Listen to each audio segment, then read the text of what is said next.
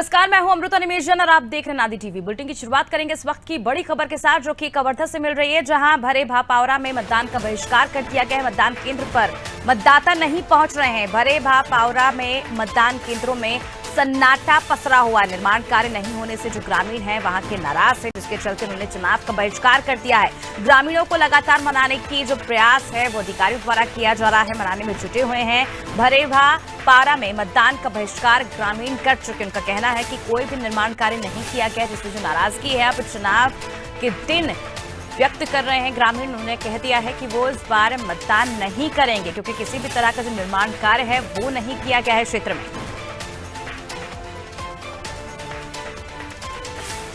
छत्तीसगढ़ में आज पहले चरण का मतदान हो रहा है। 20 सीटों पर आज वोटिंग के लिए लोग अपने अपने घरों से निकलकर पहुंच रहे हैं, लेकिन कवर्धा के भरे भापावरा में एक अलग ही तस्वीर देखने को मिल रही है, जहां पर देखिए किस तरह से मतदान केंद्र में सन्नाटा पसरा हुआ है। पुलिस यहां पर मौजूद है, अधिकारी यहां पर मौजूद हैं, इंतजार कर रहे हैं मतदाताओं का, लेकिन एक भी मतदाता यहां पर मतदान करने नहीं पहुंचा, जिसके बाद अधिकारी उनके पास पहुंचे और लगातार उन्हें समझाइश देने का प्रयास किया जा रहा है। देखिए तस्वीर आपको दिखा रहे हैं किस तरह से यहां पर बड़ी संख्या में ग्रामीण मौजूद है और अपनी शिकायतें यहां पर लेकर पहुंचे हैं, और उन्होंने साफ कर दिया कि इस बार बहिष्कार कर दिया उन्होंने चुनाव का। उन्होंने कहा है कि इस बार हम मतदान नहीं करेंगे, क्योंकि हमारी जो मांगे थी पिछले कई सालों से पूरी नहीं की गई है। चाहे कोई भी पार्टी हो, चाहे बीजेपी हो, चाहे कांग्रेस हो, किसी भी पार्टी ने हमारा ख्याल नहीं रखा, हमारी सुध नहीं ली, और जिसका जवाब आज मतदान के दिन ये ग्रामीण उन्हें दे रहे हैं। और अधिकारी यहां पर बड़ी संख्या में मौजूद है, लगातार उन्हें समझाने का जो प्रयास है वो यहां पर किया जा रहा है। अब देखने वाली बात होगी आखिर जो ग्रामीण है वो अपनी नाराजगी भुलाकर मतदान केंद्र पर पहुंच के अपने मत का प्रयोग करते हैं, या फिर ये नाराजगी इसी तरह बनी रहेगी और एक बड़ा नुकसान जो है यहां पर पार्टी को उठाना पड़ेगा। तो कवर्धा के भरे भापावरा में मतदान का बहिष्कार कर दिया है। मतदान केंद्र पर एक भी मतदाता मतदान करने सुबह से नहीं पहुंचा है, और तस्वीरें लगातार आपको नादी टीवी के माध्यम से हम पहुंचा रहे हैं। देखिए किस तरह से यहां पर सन्नाटा पसरा हुआ है। एक भी मतदाता यहां पर मतदान करने नहीं पहुंचा है, जिसके चलते अब अधिकारी जो हैं ग्रामीणों को मनाने पहुंचे हैं। ग्रामीणों से लगातार कहा जा रहा है कि वो आए और अपने मत का प्रयोग करें।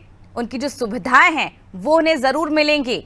अपने जनप्रतिनिधि को चुनिए, चुनाव करिए, लेकिन यहां पर जो तस्वीरें हैं वो बयां कर रही हैं किस तरह से जो ग्रामीण हैं वो यहां पर नाराज चल रहे हैं। उनका साफ कहना है, चाहे बीजेपी हो, चाहे कांग्रेस हो या कोई अन्य पार्टी, जब भी उन्होंने मतदान किया है उन्हें उनका हक नहीं मिला है, किसी तरह का विकास नहीं हुआ है, निर्माण नहीं किया गया गांव में, जिसके चलते इस बार नाराजगी व्यक्त करते हुए ग्रामीणों ने चुनाव का ही बहिष्कार कर दिया है। चलिए, इस वक्त हमारे साथ बीजेपी से सौरभ जागृत जी जुड़ चुके हैं, कांग्रेस से जावेद खान जी और आप पार्टी से अनियतम शुक्ला जी जुड़ गए। आप तीनों का बहुत बहुत स्वागत है नादी टीवी में। सबसे पहले सौरभ जी आपके पास आना चाहूंगी और जानना चाहूंगी इस बार क्या उम्मीद की जा रही है। आज 20 सीटों पर वोटिंग चल रही है, कई बड़े वादे किए गए और आज इम्तिहान का दिन है। देखिए, जिस हिसाब से आज छत्तीसगढ़ में प्रथम चरण के 20 विधानसभा सीटों में मतदान है, और उसमें बस्तर, राजनांदगांव, कवर्धा में लगभग 223 प्रत्याशी का भाग्य का फैसला आज होने वाला, जिसमें भारतीय जनता पार्टी निश्चित रूप से सफल पूर्वक परिणाम देने वाली है। जिस दिन 3 तारीख को रिजल्ट आएगा, परिणाम आएंगे, उस दिन भारतीय जनता पार्टी का छत्तीसगढ़ में पूर्ण बहुमत के साथ कमल खिलेगा।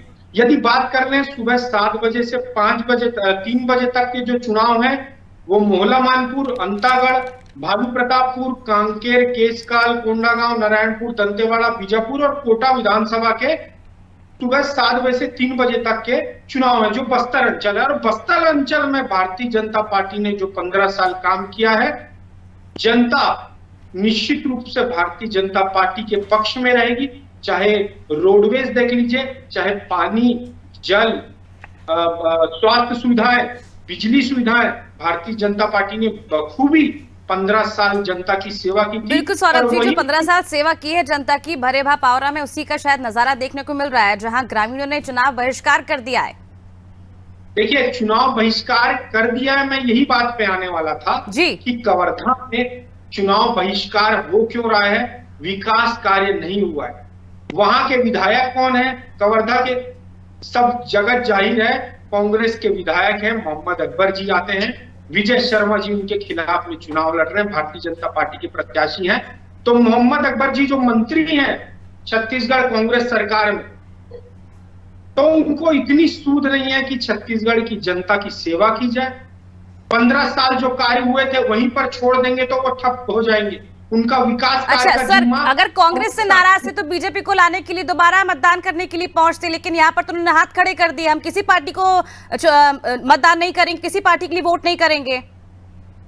देखिए, जनता अपनी बात रखने का बखूबी विरोध प्रदर्शन करती है, चाहे मतदान ना करने का माध्यम हो।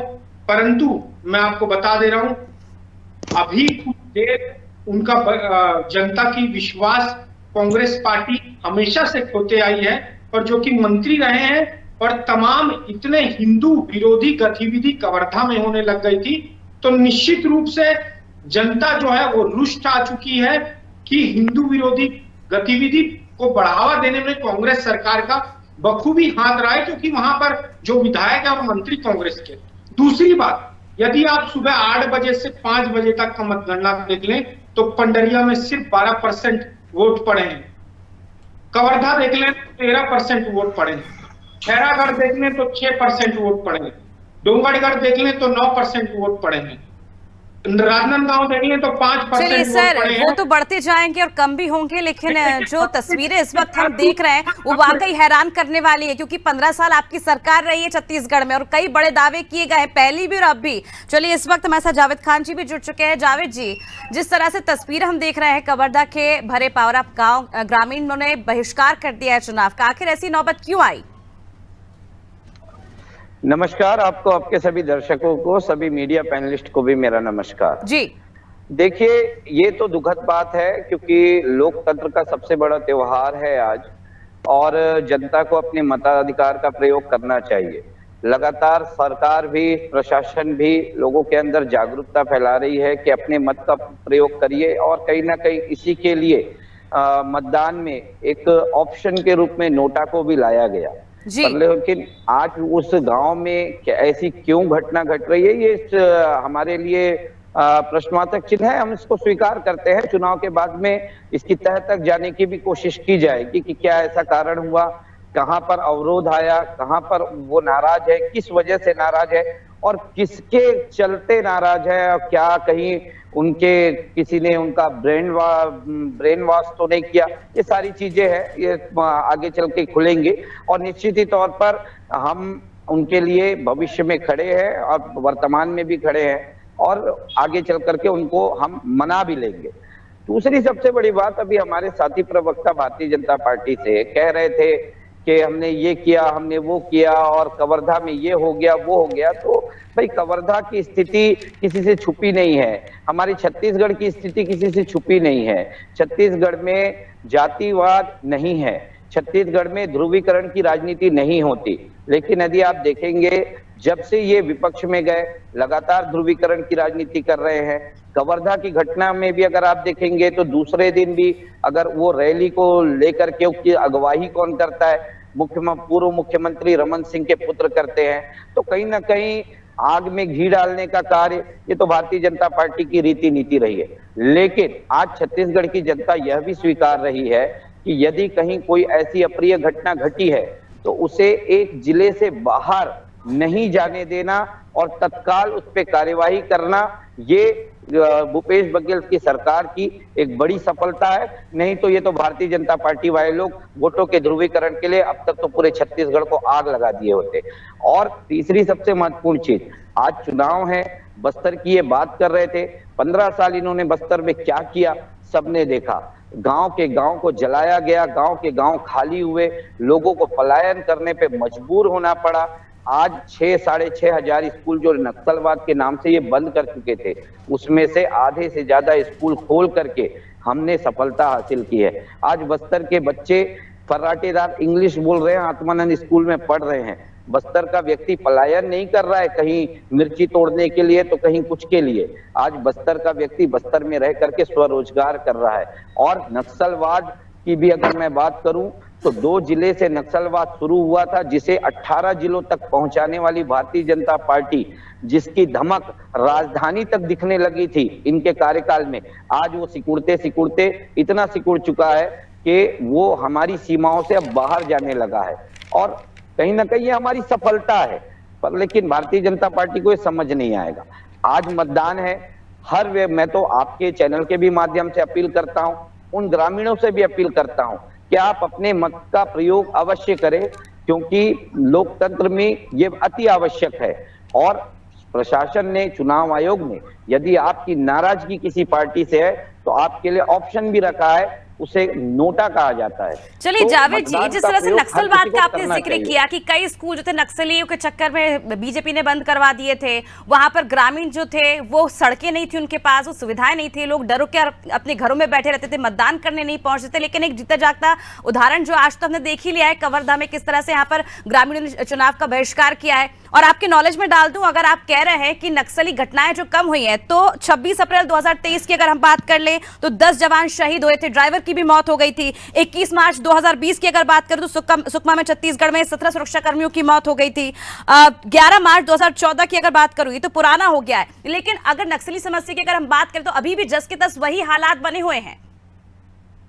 जी जी जी, देखिए, जस के तस नहीं कहा जा सकता, क्योंकि केंद्र सरकार ने भी यह स्वीकारा है कि बस्तर में, छत्तीसगढ़ में नक्सल गतिविधियों में 65% से भी ज्यादा की कमी आई है। ये हम नहीं कह रहे, ये रिपोर्ट कह रही है। लेकिन सर, तो 2010 के बाद से ही आ गई थी 77% कमी। नहीं नहीं नहीं नहीं, 2010 के बाद नहीं कम हुई है। 2010 से 2018 तक तो पिक पोजीशन में रहा है। 2014 में तो कांग्रेस, सर मेरे पास वैसे आंकड़े हैं, 2010 ही बता रहे हैं, लेयर खत्म हो गई। जवान घायल है, यदि आपको नहीं, आप देख ले जाकर। जी सौरभ जी, देखिए हमने सामाजिक पुलिस, जावेद जी, सौरभ जी को अपनी बात रखनी दीजिए। सौरभ जी बोलिए। आज की घटना है, यदि नक्सल की बात की जाए तो एक जवान घायल हुआ है, विस्फोट हुआ है, यदि आपके जानकारी में नहीं है तो नक्सली जो कांग्रेस शासन में तो बहुत ज्यादा बढ़ावा हुआ है। आज मतदान के दिन भी नक्सली की, सौरभ जी 5 सालों में ऐसा नहीं हुआ है। आप केवल आरोप लगा सकते हैं। आपके कार्यकाल के बाद से 5 साल में नक्सल गतिविधियों में कमी आई है, आपको इसको स्वीकारना पड़ेगा। आप ये नहीं कह सकते कि बड़ा है, ये इसमें कमी आई है। और उसके पीछे की वजह सबसे बड़ी रही है कि हमने जो सामाजिक पुलिसिंग चलाई, ग्रामीणों और पुलिस के बीच में जो विश्वास कायम किया, आज उसी की बदौलत आज नक्सलवाद में कमी आई है। पुलिस ने ग्रामीणों, हाँ जी सर, काफी कमी आई। बीजेपी के कई नेताओं की हत्याएं भी होगी, 9 महीने में 7 हत्याएं, कम ही कहलाती है।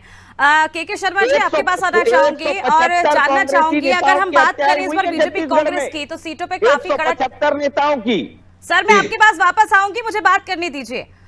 के शर्मा जी, जिस तरह से हम देख रहे हैं लगातार बीजेपी कांग्रेस की इस बार कांटे की टक्कर देखने को मिल रही है, और अगर हम बात करें तो दोनों ही पार्टियों की, तो इस बार चुनौतियां जो है वो कम नहीं है। आम आदमी पार्टी की बात करें, वो भी 10 गारंटी दे चुकी है। जेसीसी-जे की बात की जाए या हमर राज पार्टी, आदिवासियों की पार्टी, जो एक बड़ी चुनौती दोनों पार्टियों के लिए बन सकती। क्या लगता है, क्या ये पार्टी जीत के कुछ सीटें अपने पाले में करेगी, या फिर 10,000 या 5,000 सीटें जीतकर खेल बिगाड़ने का सिर्फ काम कर पाएगी?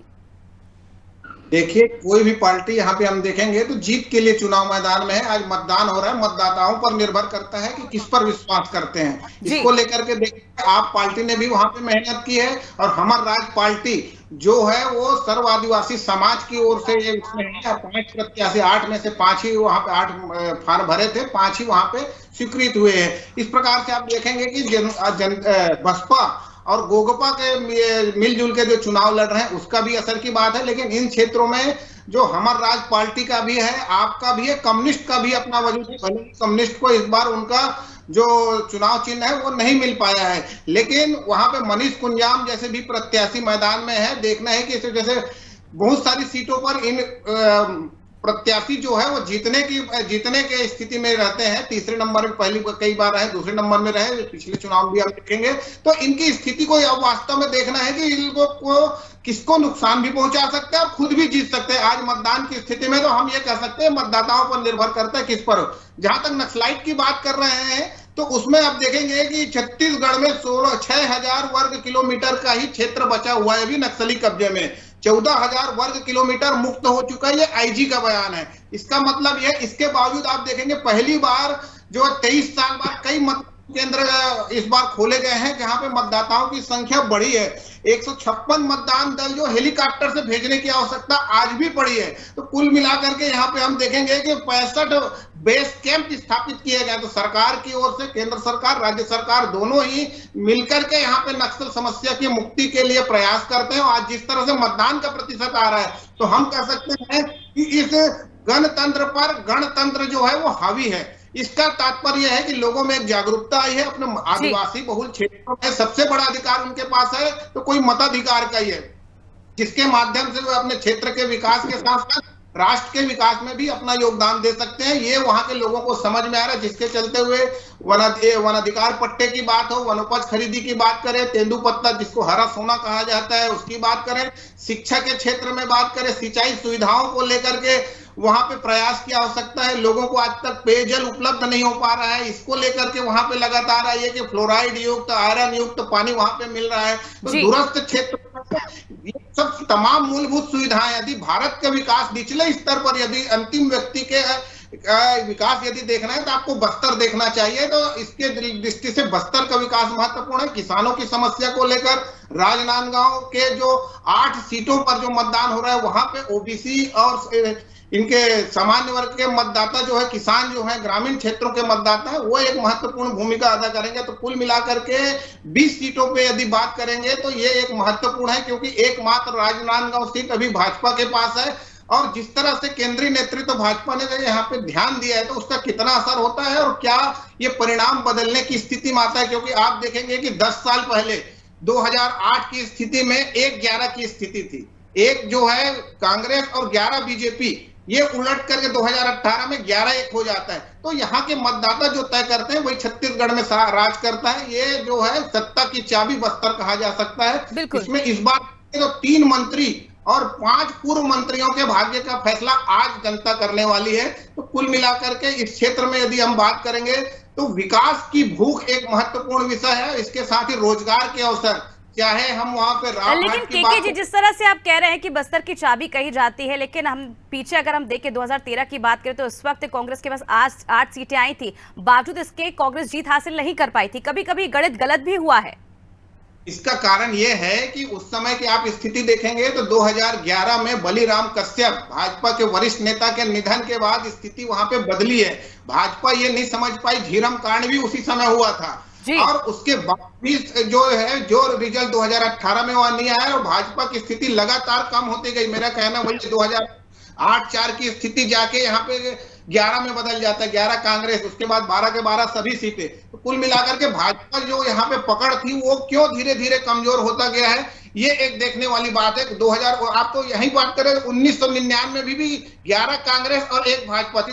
10 साल में यहाँ सिनेरियो चेंज होता रहा है। बस्तर की बात करेंगे तो ये क्षेत्र में लेकर के विकास को लेकर के जो बातें हो रही है, तो आदिवासियों में जिस तरह मतदान प्रतिशत बढ़ रहा है ये सकारात्मक रूप से देखा जाना चाहिए। इसको नक्सल प्रभावित क्षेत्र में, छत्तीसगढ़ में बड़ी बड़ी घटनाएं हर समय हुई, हर शासन काल में हुआ है। ये दावे प्रतिदावे अलग चीज है। झीरम की बात करें, तारमेटरा की बात कर ले, आप भीमा मंडावी की हत्या की बात कर रहे हैं, मदनवाड़ा की बात कर रहे हैं, हमारे जुझारू एसपी पीके चौबे की जिस तरह से शहादत हुई मदनवाड़ा में, ये तमाम विषय नक्सल दंश छत्तीसगढ़ झेल चुका है। इससे उबरने की कोशिश आदिवासी कर रहे हैं, उसमें हमको साथ देना चाहिए वोटिंग के माध्यम के जिस तरह से वे आगे आ रहे हैं। जी चलिए भगवानू जी, मैं आपके पास आना चाहूंगी। क्या कहना चाहेंगे, आप क्या उम्मीद कर रहे हैं? आज इम्तिहान का दिन है, आपकी पार्टी से भी उम्मीदवार उतरे हैं, खासकर रेणु जोगी की अगर बात की जाए तो वो भी अपनी सीट से चुनाव लड़ रही हैं इस बार।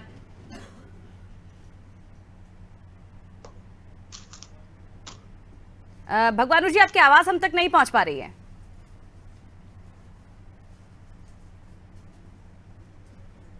जी भगवानू जी, जी भगवानू जी, आपकी आवाज हम तक नहीं पहुंच पा रही है। चलिए, हमारे साथ आप पार्टी से भी अन्यतम शुक्ला जी जुड़े हुए हैं। शुक्ला जी, आपकी पार्टी ने 10 गारंटी दी है छत्तीसगढ़ में, क्या उम्मीद कर रहे हैं इस गारंटी के आधार पर जनता से? देखिए, पहले तो जिस जिले से प्रदेश के कद्दावर मंत्री आते हैं, जिस जिले से प्रदेश के पूर्व मुख्यमंत्री आते हैं, उस जिले में वो अपने आप में बहुत कुछ कहते हैं प्रदेश की राजनीति के बारे में और इन दोनों ही पार्टियों के जनप्रतिनिधियों के बारे में और उन्होंने किस तरीके से अपना जनप्रतिनिधि धर्म निभाया उसके बारे में। दूसरी बात आपने कहा कि आम आदमी पार्टी की जो प्रस्तारण क्या है। देखिए, छत्तीसगढ़ एक ऐसा प्रदेश है जो खनिज संपदाओं में काफी रिच है, एक ऐसा प्रदेश है जहां हर तरह की संसाधन है, एक ऐसा प्रदेश है जिसकी जमीन काफी अमीर है लेकिन उसके बावजूद इस पे रहने वाले लोग काफी गरीब है। ये गरीब बाय चांस नहीं है, ये गरीब बाय सिस्टम है। वो बाय सिस्टम क्या है? वो सिस्टम गरीबी मिटाने का हमारे नेता, हमारी पार्टी यही मानती है और जो इस देश की राजनीतिक विरासत रही है उसमें भी तमाम बड़े नेताओं ने कहा है कि गरीबी मिटाने का अगर कोई सबसे बड़ा हथियार है तो वो शिक्षा है। आम आदमी पार्टी भी छत्तीसगढ़ के मैदान पे उतरी है तो वो शिक्षा को सबसे बड़ा मुद्दा बना रही है। आज बेशक दोनों ही पार्टियां अलग अलग तरीके की बातें कर रहे हैं, दावे कर रहे हैं, गारंटियां कर रहे हैं, लेकिन दोनों पार्टियां अगर छत्तीसगढ़ में शिक्षा और स्वास्थ्य की राजनीति और शिक्षा और स्वास्थ्य के मुद्दों पर बात कर रहे हैं तो कहीं ना कहीं इसमें आम आदमी पार्टी का बड़ा रोल है। जिन 10 गारंटियों को लेकर हम छत्तीसगढ़ में चुनाव लड़ रहे हैं उनमें से शिक्षा स्वास्थ्य प्रमुख है। हम दिल्ली में शिक्षा का जो मॉडल दिया वही शिक्षा का मॉडल छत्तीसगढ़ में भी लागू करेंगे और छत्तीसगढ़ के अंतिम व्यक्ति तक अच्छी शिक्षा और मुफ्त शिक्षा पहुंचाने की गारंटी आम आदमी पार्टी ने दी है और इसी के भरोसे हम छत्तीसगढ़ में चुनाव लड़ रहे हैं।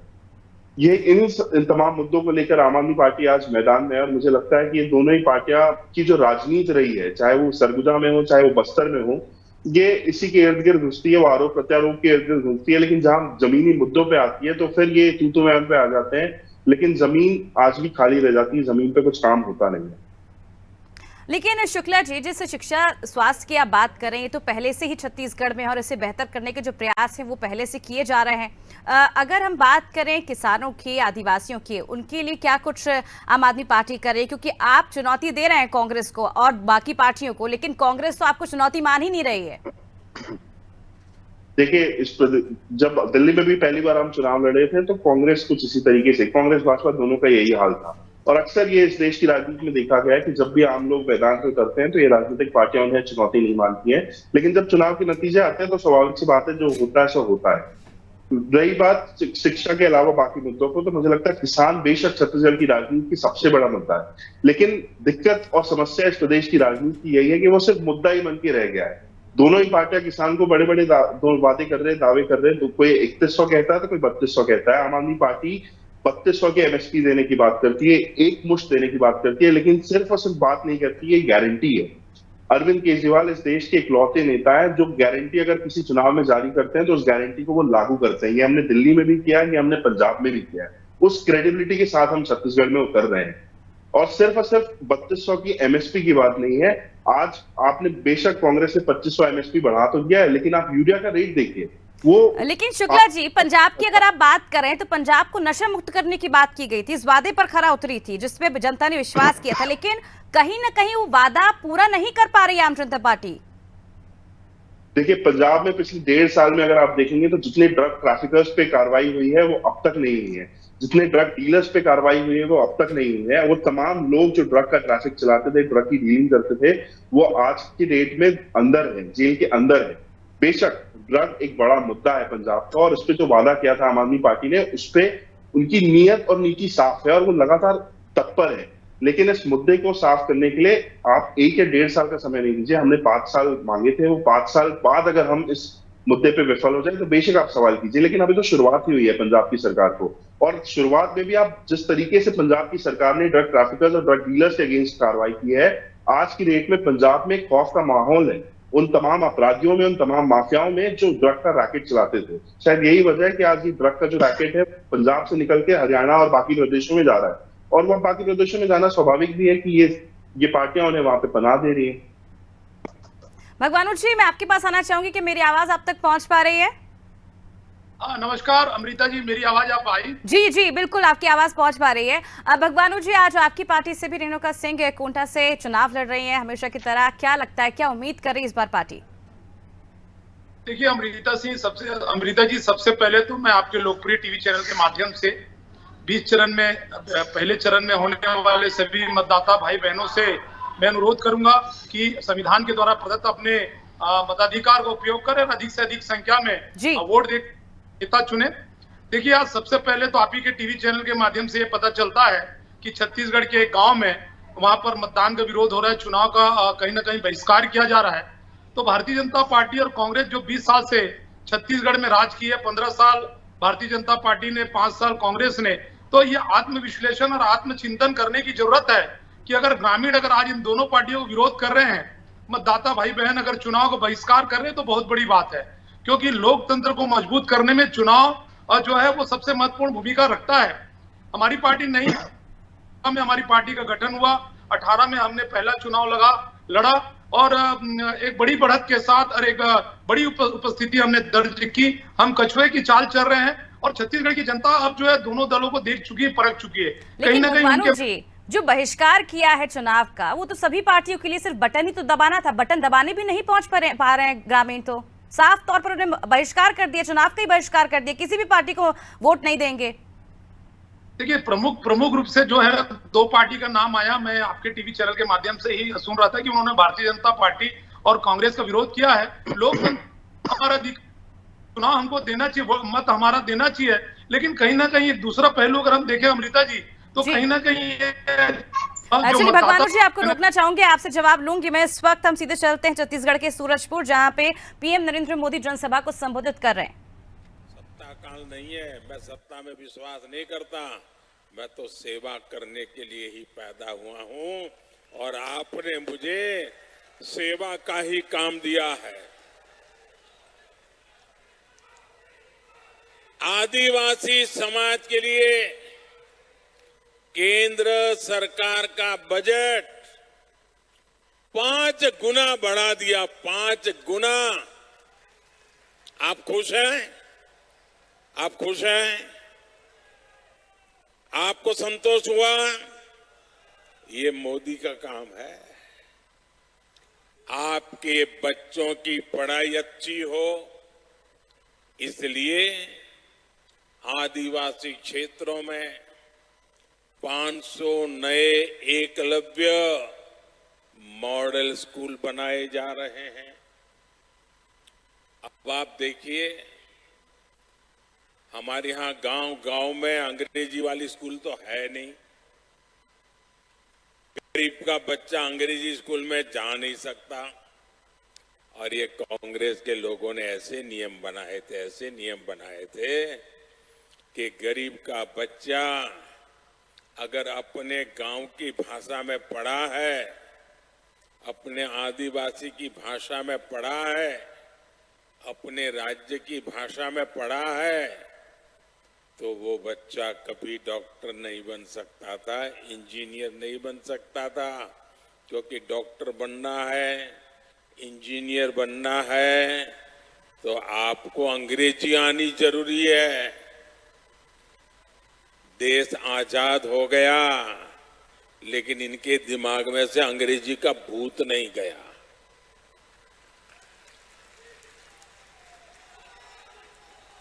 मुझे बताइए भाई, आप किसी डॉक्टर के पास जाते हो, आपके पेट में दर्द हो रहा है, सर पे दर्द हो रहा है, सीने में दर्द हो रहा है, पांव में दर्द हो रहा है, तो क्या डॉक्टर आपको अंग्रेजी में पूछता है क्या?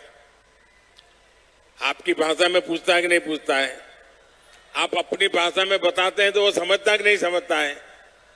तो फिर डॉक्टर बनने के लिए अंग्रेजी जरूरी है क्या? इंजीनियर बनने के लिए अंग्रेजी जरूरी है क्या? ये मोदी है जिसको आपकी तकलीफ का पता है, और इसलिए मैंने तय किया अब गरीब माँ का बच्चा भी डॉक्टर बनेगा, इंजीनियर बनेगा। जिस भाषा में वो पढ़ता है उसी भाषा में डॉक्टर बनेगा, उसी भाषा में इंजीनियर बनेगा। पिछले 9 वर्षों में भाजपा सरकार आदिवासी परिवारों को लाखों नए पट्टे दे चुकी है। 9 साल पहले तक जहां 23,000 सामुदायिक पट्टे दिए गए थे, सामुदायिक पट्टे, वहीं हमने 80,000 से अधिक नए सामुदायिक पट्टे दिए हैं। और इसीलिए हर छत्तीसगढ़ी एक ही बात कहता है, भाजपा आवत है। भाजपा भाजपा इसलिए सरगुजा ने भी हुंकार भरी है। अब की बार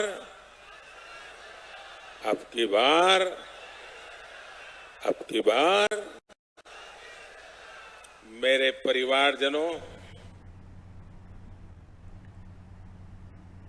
चलिए हमारे साथ सभी मेहमान जुड़े हुए हैं। भगवानू जी, आप अपनी बात कह रहे थे, पूरी करिए।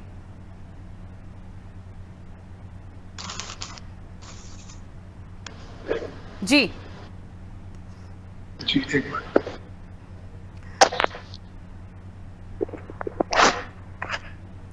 जावेद जी, आप अपनी बात कह रहे थे, काफी देर से कुछ कहना चाह रहे थे। देखिए, शिक्षा की बात यहाँ पर की जा रही है पीएम मोदी की ओर से, और जिस तरह से छत्तीसगढ़िया संस्कृति को लगातार कांग्रेस ने बढ़ावा दिया, अब यहाँ पर छत्तीसगढ़ी संस्कृति को पीएम मोदी भी बढ़ावा देने की कोशिश कर रहे हैं। जी देखिए, एक चीज मैं अभी भाषण सुन रहा था मोदी जी का, और सुन करके मुझे बहुत खुशी हुई कि अभी 2 दिन पहले राहुल गांधी जी बस्तर आए थे और उन्होंने एक चीज कहा था कि ये आदिवासियों का नाम ही बदल डाले थे, जिन्हें ये आदिवासियों की जगह वनवासी कहने लगे थे। और राहुल जी ने बताया था कि किस तरह से भारतीय जनता पार्टी के लोग आदिवासियों को सीमित दायरे में समेटना चाहते हैं और बताना चाहते हैं कि ये वनवासी हैं और इनका अधिकार केवल जावेद जी, जिस वनवासी को लेकर आप मुद्दा बना रहे हैं, बात सुन लीजिए जी, सुनिए पूरी बात पूरी हो जाने दीजिए। आज पीएम मोदी फिर से आदिवासी कह रहे हैं, तो राहुल गांधी जी से प्रेरणा ले लिए, ये हमारे लिए खुशी की बात है, बहुत अच्छी बात। दूसरी बात आपने शिक्षा की करी। आज 9 साल लग गए प्रधानमंत्री मोदी जी को यह समझने में कि डॉक्टरी की पढ़ाई और इंजीनियरिंग की पढ़ाई के लिए अंग्रेजी की के जगह हिंदी और लोकल भाषाएं भी आवश्यक है। 9 साल लग गए उनको। और वो जो कह रहे हैं कि गरीब का बच्चा डॉक्टर बनेगा, इंजीनियर बनेगा, तो गरीब का बच्चा डॉक्टर इंजीनियर तब बनेगा जब फीस कम होगी, जब डोनेशन बंद होंगे। इतनी फीस है आज डॉक्टरी की, इतनी फीस है आज इंजीनियरिंग की कि गरीब के बच्चा सोच नहीं सकता। प्रधानमंत्री मोदी जी को सबसे पहले तो इंजीनियरिंग और डॉक्टरी की पढ़ाई पूरी तरह से मुफ्त करनी चाहिए।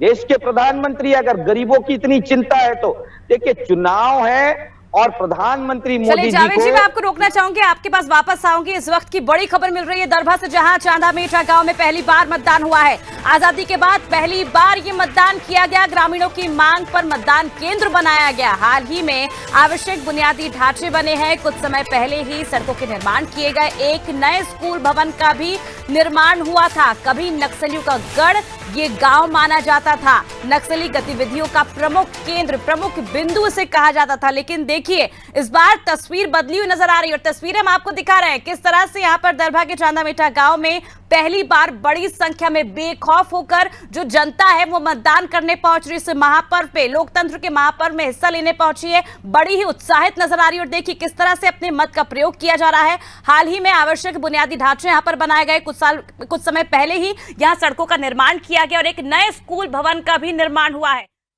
नक्सलियों का गढ़ ये गांव माना जाता था। यहाँ के लोग डर की जिंदगी जी रहे थे, खौफ में जी रहे थे। लेकिन देखिए आज इनकी तस्वीरें, इनके चेहरे किस तरह से खिले हुए हैं। लोकतंत्र के इस पर्व में हिस्सा लेने बड़े ही उत्साह के साथ ये मतदाता पहुंच रहे हैं।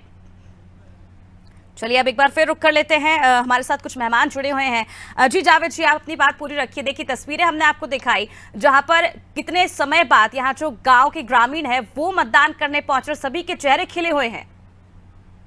देखिए, कुछ समय पहले आपने मुझसे सवाल किया था नक्सलवाद को लेकर के, उसका जवाब आप खुद स्वयं दे रही हैं। जी, चांदा मीठा गांव में आज नक्सल गतिविधि नहीं है। आज लोग अपने मतों का प्रयोग कर रहे हैं, मतदान कर रहे हैं, निर्भीक होकर के मतदान कर रहे हैं। यही तो उपलब्धि है भूपेश सरकार की, जो 15 साल में रमन सरकार ने नहीं कामयाबी पा पाई। यही तो उपलब्धि है। यही मैं आपको बताना चाह रहा था कि आज बस्तर जो है शांति की ओर है, खुशहाली की ओर है, विकास की ओर है। और अब वो बस्तर नहीं रहा जो बस्तर 15 साल तक दिखाया जाता था, जिसे लाल आतंक का गढ़ कहा जाता था। आज बस्तर अपनी सुंदरता के लिए जाना जा रहा है, आज बस्तर अपनी प्राकृतिक संपदा के लिए जाना जा रहा है, आज बस्तर डेनेक्स के लिए जाना जा रहा है। डेनेक्स जो बस्तर की महिलाएं जो ड्रेस मटेरियल से लेकर सब कुछ बना रही हैं, जिसकी मांग देश विदेश तक पहुंच रही है, आज बस्तर उसके लिए जाना जा रहा है। और रही बस्तर में आज भी एक आवश्यकता है, हम तो आपके चैनल के माध्यम से प्रधानमंत्री मोदी जी से ये कहते हैं कि 2015 में वो आए थे और उन्होंने एक भाषण भी दिया था कि दिल्ली राजहरा जगदलपुर रेल लाइन 2021 में बन करके चालू हो जाएगी और बस्तर जो है रेल सेवा से राजधानी से जुड़ जाएगा। आज 2023 है, वो अब तक नहीं जुड़ी, अब तक नहीं बनी, उसे चालू करवाइए ताकि बस्तर का हर व्यक्ति विकास की एक नई गाथा गाथे। दूसरी बात, उड़ान योजना के तहत मोदी जी ने कहा था जांगला में आकर के कि हवाई चप्पल पहनने वाला हवाई जहाज में उड़ेगा। आज मैं आपको बताता हूं, उड़ान योजना की यह स्थिति है, बस्तर से 2 फ्लाइट चलती थी, पहली जो जगदलपुर से राजधानी रायपुर और दूसरी जगदलपुर से हैदराबाद, उसके फेरे कम हो गए हैं। जगदलपुर से राजधानी रायपुर अब केवल हफ्ते में 2 दिन चलेगी और हैदराबाद हफ्ते में 4 दिन चलेगी। तो आज भी बस्तर देश से कनेक्टिविटी से दूर है, अछूता है।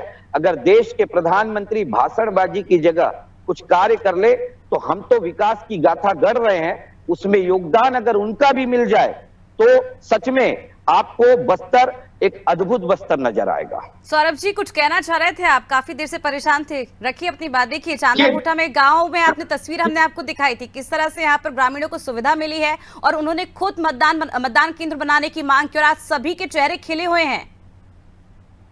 देखिए जिस प्रकार से यदि बात करें बस्तर अंचल की, तो बस्तर अंचल में यदि कोंडा चले जाइए, बीजापुर चले जाइए, सुकमा चले जाइए, रोड का ट्रांसपोर्टेशन का जाल यदि किसी ने बिछाया है वो भारतीय जनता पार्टी ने बिछाया है। और विकास होगा तभी नक्सल कहीं ना कहीं कम होगा, और भारतीय जनता पार्टी ने चाहे रोड के माध्यम से विकास किया तभी आज ये इतनी अच्छे से मतदान हो रहा है। लेकिन सौरभ जी शायद उसी की तस्वीर मैंने आपको कुछ देर पहले दिखाई थी, विकास हुआ शायद इसलिए नक्सलवाद एरिया जो गढ़ कहा जाता था वहां पर आज मतदान करने पहुंच रहे हैं ग्रामीण।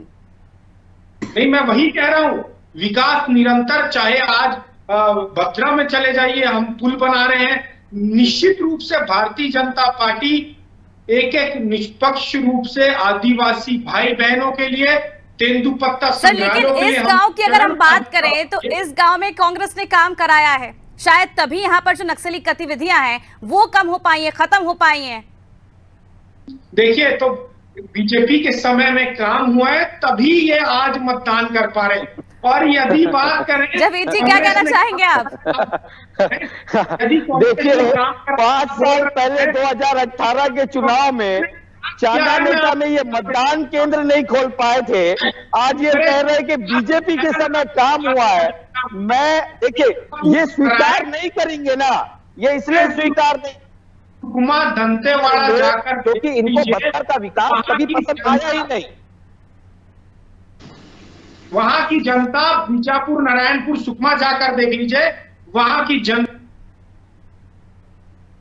कर चुकी है। पलायन करने का काम क्या है? कांग्रेस 4-4, 6-6 महीने तक के मनरेगा का पैसा रोक के रखा है।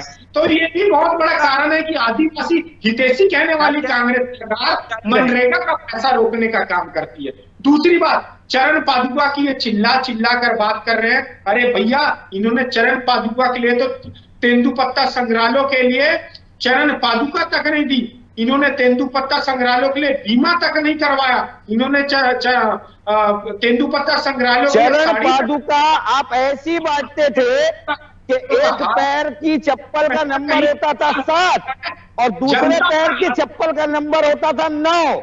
ऐसा चरण पादुका बांट करके भ्रष्टाचार करते थे और ग्रामीणों का अपमान करती थी यह भारतीय जनता पार्टी, किसी से छुपा नहीं है। चलिए जावेद जी, नक्सलवाद को तो लेकर आपका हमने देख ही लिया क्या जवाब रहा, लेकिन बाकी मुद्दे जो है, पीएम आवास योजना की बात करें, मनरेगा की बात करें, तमाम ऐसे मुद्दे जिसके जवाब अभी तक बीजेपी को नहीं मिले हैं।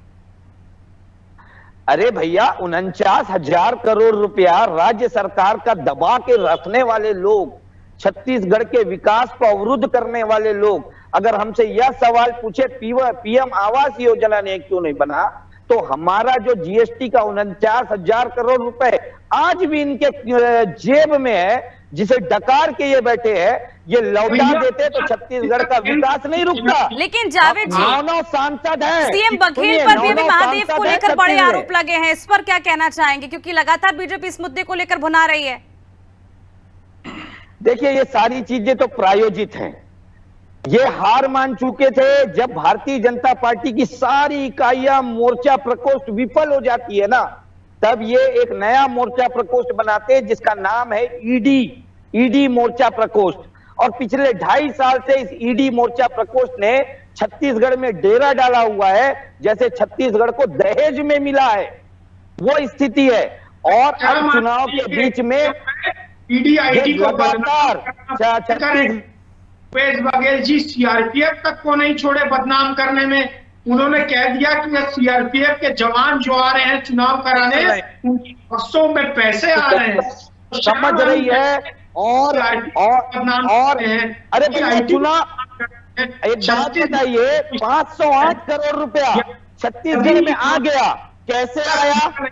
केंद्र की जवाबदारी है ना, चुनाव करवा रही है ना, गृह मंत्री की जवाबदारी है ना। लेकिन सौरभ जी 508 करोड़ रुपए आता कैसे है? सौरभ जी, भूपेश बघेल जी ने तो ये भी कहा था, अगर पीएम नरेंद्र मोदी के लिए किसी को बोलकर अगर हमका नाम दिलवा दे तो क्या ईडी उस पर जांच करेगी? इसका अभी तक जवाब नहीं मिला बीजेपी की ओर से। देखिए, भूपेश बघेल जी कहते कुछ और है, करते कुछ और है।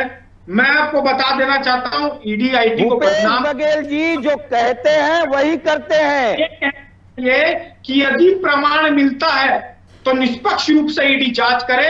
यदि ईडी जांच कर रही है और यदि कांग्रेस पार्टी जांच करती आती आज तक महादेव ऐप का, तो दुबई में जाकर वो सट्टा नहीं चलाते कांग्रेस के। अरे भैया, एक बात बताइए, सबसे पहली कार्रवाई महादेव ऐप पर छत्तीसगढ़ सरकार ने सन 2021 में कर डाली थी। लेकिन जावेद जी, बाद वो दोनों, लेकिन जावेद जी, खबर तो ये भी थी कि टीएस सिंहदेव को डिप्टी सीएम इसलिए बनाया गया क्योंकि पहले से ही कांग्रेस को अंदेशा था कि चुनाव के वक्त ऐसा कुछ हो सकता है, सीएम बघेल पर ईडी की पूछताछ हो सकती है, इसलिए उनको डिप्टी सीएम का दिया गया था ताकि चुनाव प्रभावित ना हो, छवि खराब ना हो।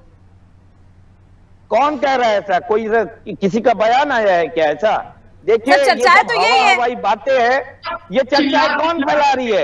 ये भारतीय जनता पार्टी के लोग फैला रहे हैं, ये छत्तीसगढ़ की जनता को भ्रमित करने वाले लोग फैला रहे हैं। देखिए, ये सारा पूरे से पहले से प्री प्लान इनकी राजनीति चल रही है। ईडी को किस तरह से प्लांट किया जाए, किस तरह से छत्तीसगढ़ सरकार को बदनाम किया जाए और किस तरह से सब किए जाए। देश जल रहा था, मणिपुर जल रहा था, लेकिन देश के गृह मंत्री अमित शाह मणिपुर छोड़ करके छत्तीसगढ़ में बैठे हुए थे। चलिए, अनुपम शुक्ला जी भी जुड़े हैं काफी देर से हमारे साथ। शुक्ला जी, भ्रष्टाचार खत्म करने के बाद आप पार्टी ने गारंटी दी है छत्तीसगढ़ में, लेकिन अगर हम बात करें दिल्ली की, तो दिल्ली में तो बड़े बड़े नेता ही आप पार्टी के भ्रष्टाचार में लिप्त पाए गए हैं, जेल में सजा काट रहे हैं। देखिए, भ्रष्टाचार पे लिप्त पाए गए और भ्रष्टाचार के आरोप, ये दो अलग अलग बातें हैं जी। हमारे तमाम मंत्री, चाहे हमारे स्वास्थ्य मंत्री, चाहे हमारे शिक्षा मंत्री, चाहे हमारे सांसदगण जो है, जिन्हें ईडी ने द्वेषपूर्ण कार्रवाई करते हुए जेल में रखा है, उनपे तमाम जांच होने के बाद, उनपे तमाम रेड्स पड़ने के बाद आज लगभग 1.5 साल का समय हो चुका है जब ये तमाम मंत्री जेल में है। लेकिन आज भी जब चार्जशीट दाखिल होती है, जब कोर्ट में हियरिंग होती है, तो ईडी के पास एक चवन्नी रुपए का भी सबूत नहीं होता इन मंत्रियों के खिलाफ, इन नेताओं के खिलाफ। तो ये द्वेषपूर्ण कार्रवाई थी। लेकिन छत्तीसगढ़ में जो तमाम रेड्स हो रही हैं, बेशक इसमें कोई दो राय नहीं है कि भारतीय जनता पार्टी जहां भी चुनाव लड़ने जाती है, वो अपनी संगठन के साथ साथ ईडी, सीबीआई और आईटी को भी लगा देती है। लेकिन छत्तीसगढ़ में जो तमाम कार्रवाई हुई है, इनमें लगातार कुछ ना कुछ तथ्य निकल के आ रहे हैं। दिल्ली में तो जितनी कार्रवाई हुई, दिल्ली में आम आदमी पार्टी के खिलाफ भारतीय जनता पार्टी ने जितनी घटिया राजनीति की है, जितनी दमनपूर्वक राजनीति की है, उसके बावजूद आज भी हम डंके के चोट पे आंख से आंख मिला के कहते हैं कि एक चवन्नी रुपए का भी आप आरोप सामने तो लाइए। हमारे पास समय की कमी है, जावेद जी कुछ कहना चाह रहे हैं। जावेद जी, अपनी बात जल्दी पूरी करिए।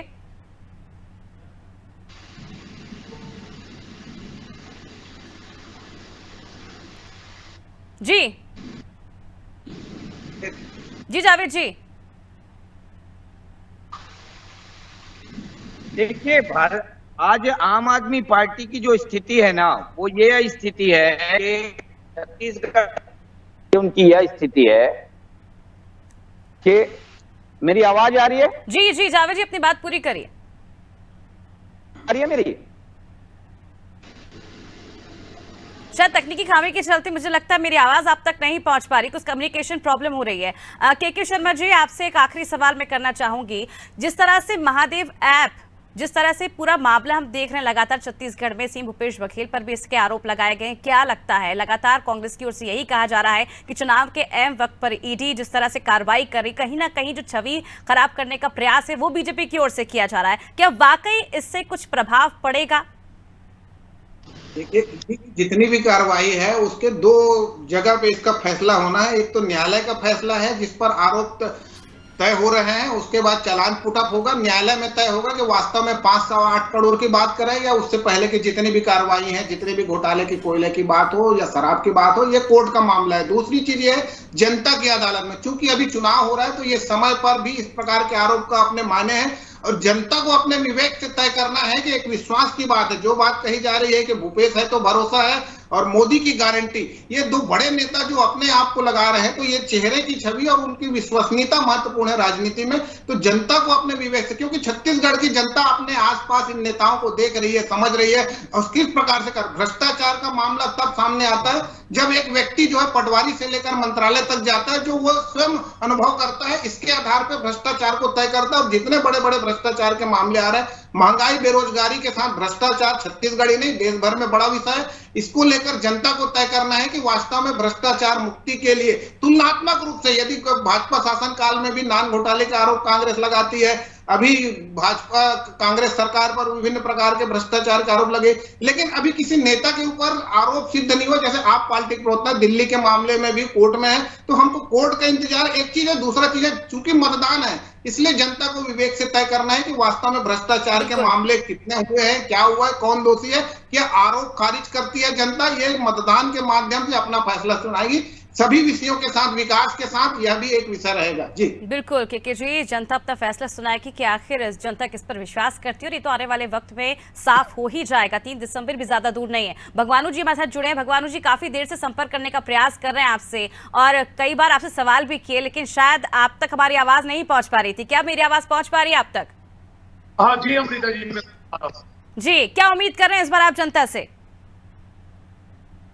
देखिए अमृता जी, मैं अभी दोनों दल के प्रवक्ता महोदयों को सुन रहा था जी, जिस प्रकार से ये तकरार कर रहे थे और एक दूसरे के ऊपर कीचड़ उछालने का काम कर रहे थे। निश्चित रूप से सच है और बीते 20 साल में छत्तीसगढ़ को जो है इन लोगों ने गरीबी दिया, इन्होंने यहाँ पर बेरोजगारी दी, यहाँ ने इन्होंने नक्सलवाद दिया, यहाँ पर अपराध का आज छत्तीसगढ़ बन गया। छत्तीसगढ़ में नशाखोरी के मामले में छत्तीसगढ़ आगे बढ़ गया। तो कहीं ना कहीं दो दल है, भारतीय जनता पार्टी और कांग्रेस, दोनों दल ने छत्तीसगढ़ की जनता को छलने का काम, ठगने का काम किया। इन्होंने वादा खिलाफी की, इन्होंने धोखा किया। तो जैसे कि आदरणीय अभी के शर्मा ने कहा कि जनता की अदालत में फैसला होगा और पहले चरण का चुनाव हो रहा है और 17 नवंबर को दूसरे चरण का होगा और 3 दिसंबर को छत्तीसगढ़ की जनता जो है फैसला देगी और भारतीय जनता पार्टी और कांग्रेस से मुक्ति मिलेगा छत्तीसगढ़ को। और भगवान जी, फिर भी तो छत्तीसगढ़ की जनता आप पर पूरी तरह से भरोसा नहीं कर पा रही है। देखिए हमारी नई पार्टी है, मैंने पहले भी कहा, और नई पार्टी के हिसाब से एक शानदार प्रदर्शन 2018 के चुनाव में किया। अभी पूरी दमदारी के साथ हम चुनाव लड़ रहे हैं। जो लोग जोगी जी के अस्तित्व पर सवाल खड़ा करते थे कि जोगी की पार्टी खत्म हो गई अब जोगी का, तो आज वो अमित जोगी की सभाओं को देख लें। आज पूरे छत्तीसगढ़ में हम दमखम के साथ चुनाव लड़ रहे हैं। अब प्रथम चरण में भी हमारे कई दमदार चुनौती नेता आज हमारे चुनौती दे रहे हैं और परिणाम हमारे पक्ष में आएगा, सकारात्मक परिणाम आएगा। और मैं दावा के साथ कह सकता हूँ सरकार बनाने में बड़ी भूमिका जोगी कांग्रेस निभाएगी। चलिए, आप सभी का बहुत बहुत शुक्रिया हमसे जुड़ने के लिए इस चर्चा में। तो देखिए किस तरह से लगातार जो आरोप प्रत्यारोप का दौर है वो अभी शुरू है। हालांकि आज पहले चरण का मतदान हो रहा है छत्तीसगढ़ में, जहां 20 सीटों पर आज मतदान करने के लिए मतदाता बड़ी संख्या में पहुंच रहे हैं। कई तस्वीरें हमने आपको दिखाई जहां पर एक जगह हम देखें तो चुनाव का बहिष्कार कर दिया गया, क्योंकि पिछले 20 सालों से जो उम्मीद लगाकर वहां के ग्रामीण बैठे थे उनकी उम्मीद आज तक पूरी नहीं हुई, किसी तरह का कोई निर्माण नहीं किया गया है। और अगर दूसरी तस्वीर हमने आपको दिखाई थी चांदा मीठा का, जहां पर एक समय में नक्सलियों का गढ़ माना जाता था, इतनी ज्यादा नक्सली गतिविधियां थी, लेकिन कुछ ही समय पहले वहां पर रोड का निर्माण किया गया, स्कूल बनाया गया, जिसके चलते वहां के ग्रामीण इतने उत्साहित हुए कि उन्होंने खुद मतदान केंद्र बनाने की बात की। और आज बेखौफ होकर उसी गांव के लोग जो है वो मतदान करने पहुंच रहे हैं और कहीं ना कहीं विकास की एक तस्वीर, एक नई तस्वीर छत्तीसगढ़ की देखने को मिली है। फिलहाल मुझे दीजिए इजाजत और आप देखते रहिए नादी टीवी। नमस्कार।